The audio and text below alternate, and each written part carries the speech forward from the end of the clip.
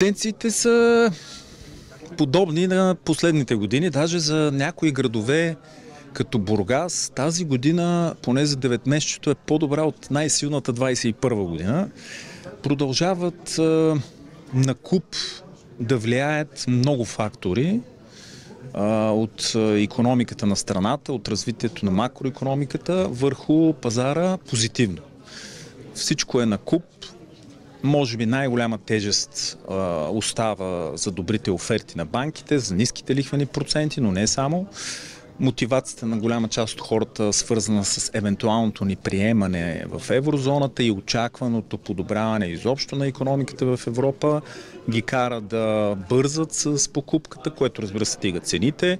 От друга страна, много важно, офертите на физическите лица, които са на вторичния пазар, намаляват значително, може би с 10% в последните 6 месеца, което също се отразява на пазара. Те също очакват приемането ни, за да ги извадят на по-високи стойности.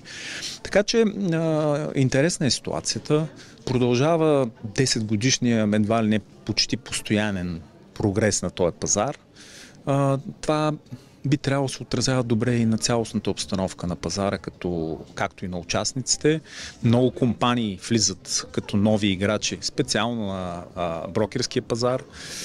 Това също понякога създава проблеми с качеството на услугите, за които всички знаем, но като цяло пазара е доста динамичен с изгледи, може би, след промените в изискванията на БНБ към търговските банки, може би да видим някакво мъничко намаляне на ръстовете за последното тримесечие, но това поне по очакванията на една анкета, която направихме в последните дни към колеги брокери, консултанти, банкери, като че ли няма да се отрази или ако се отрази ще бъде твърде малко.